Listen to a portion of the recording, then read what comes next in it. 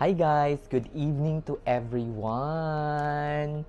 Isa na naman to sa mga episode ng vlog ko na part ng aking vacation experience. I'm sharing, every part, every single moments of my vacation here in the Philippines, of course. So, ayun na nga mga Inday, nakarating na ako ng Manila on April 15 ng gabi, 7:30. So kinabukas, nag-check-in lang ako sa hotel, which is Go Hotel. I think 5 minutes or 7 minutes ride lang siya papuntang airport. Sobrang lapit. Gusto ko lang i-share sa inyo yung aking travel experience with Philippine Airlines hanggang sa makarating ako ng Zamboanga. Cheers! Ayan. Nag-check out ako sa aking hotel mga 12:30 in the afternoon. Kaso yung flight ko is medyo maaga-aga pa, so nag-antay muna ako sa airport. This is my second time trying Philippine Airlines, which is okay naman yung experience ko. Nung first, kaya inulit ko ulit. Nag-Philippine Airlines ako hindi dahil gusto ko talagang mag-Philippine Airlines, kundi dahil gusto ko siya kasi nga mura yung Philippine Airlines in this instance. Itong travel date ko na April 16, afternoon flight. So, much cheaper siya.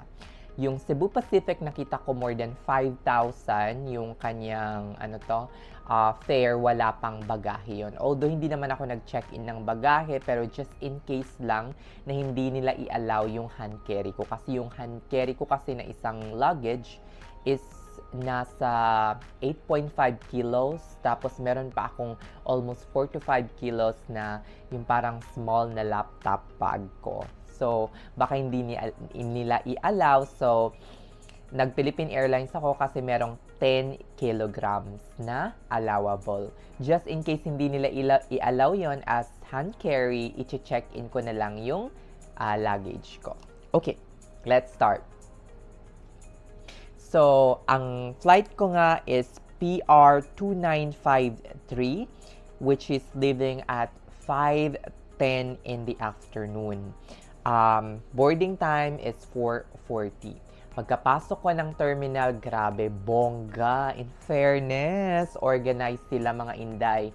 Merong nandoon sa side, I think on the right side, nandoon yung siguro mga 2 or 3 counters ng Philippine Airlines for their premium passenger, like the elite, premier elite, and the million miler, and the business class passenger. Tapos, nandoon din yung bag drop. Siguro mga 5 counter yon na bag drop. Kung naka-check-in ka na online, pwede mo na lang i-bag drop. Tapos, next naman, merong mga counter din for people who need special assistance, senior citizen, tapos meron ding for economy class. So, after nun, dumiretso na ako sa aking gate. Nga pala, ang Philippine Air, hindi ko alam, ngayon lang ako magta-travel domestically after siguro 1 year and 2 or 3 months, mga ganun. Because the last time na nag-fly ako is January of 2022. So, 2023. So, 2024 na ngayon, more than a year na akong hindi nagpa-fly ng domestic. Ang pang-scan nila, pang body scan, parang TSA, nagaganyan talaga. Pak, pak, pak, ganyan. Ginaganyan. So, as in, yon. Matagal din akong nag-antay sa airport, pero ang kagandahan nito ay sa Terminal 2, nakikita mo yung mga eroplano na nagte-take off and then landing, which is magandang view siya for me. So, at 4:30, nagpa-start na ng boarding ang Philippine Airlines. Siguro mga 4:30 nag-start na sila and natapos yun ng 5:50. 5 o'clock. Before 5 o'clock tapos na ang boarding, gi-close na yung gate. Na-delay lang ng konti. Actually, nakaalis kami or nakalipad talaga kami around 5:15 or 5:20 na siguro.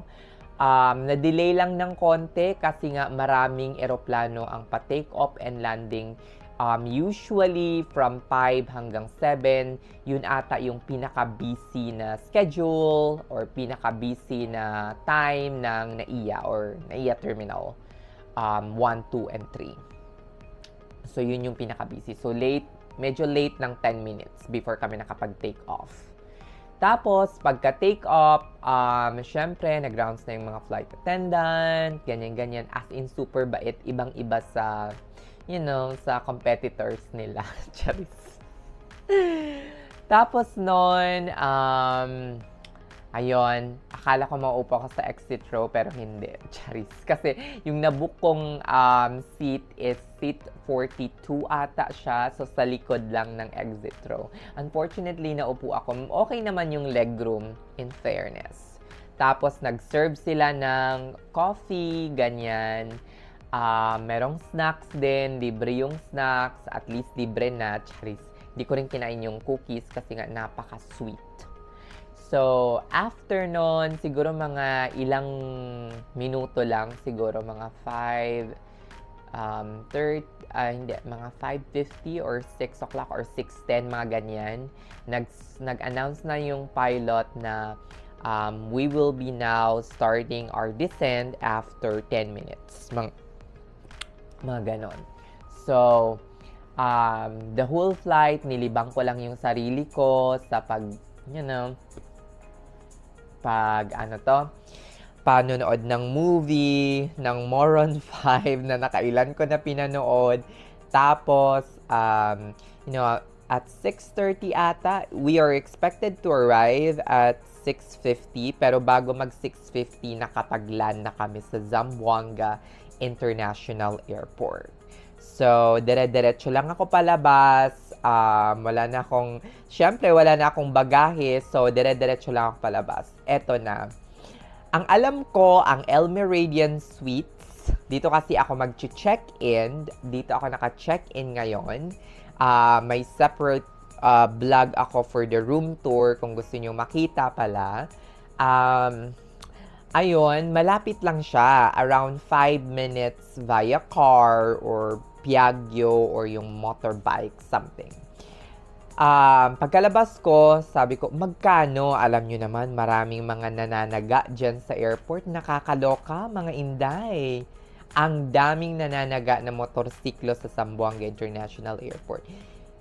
Sinabihan agad ako ng 200 or 150. Sabi ko, oh my God, what the fuck? Sabi ko, 150 hanggang sa bumaba ng 100, ganyan. So, syempre, ako, in terms of affordability, afford ko naman yung mga ganon. Pero para sa akin, okay lang naman na magdagdag ako, on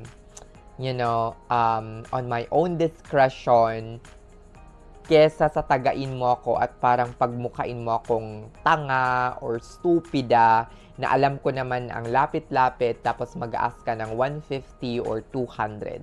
Parang for me, hindi siya tugma or nararapat na presyo para sa layong 3 to 5 minutes lang naman. In fact, kung lalakarin mo, nasa 7 to 8 minutes lang. Di nga umabot ng 6 minutes, nandito na ako. Actually, ang ginawa ko mga inday, na prostrate na talaga ako pagkalabas ko ng airport. Nilakad ko na lang siya talaga as in 5 minutes lang talaga. Though, hindi siya worth it yung, I think worth it naman na nilakad ko kasi nakasave ako ng 100 or 150 instead of paying them. So, yun na lang yung pinambili ko ng dinner after ko makapag-check-in dito sa hotel. Diba? So, thank you so much guys sa panonood ng vlog na to. Nakakaloka. See you on my next vlog. Abangan ninyo yung mga videos ko kapag nasa Holo na ako. Cherries! Pak na pak, babush!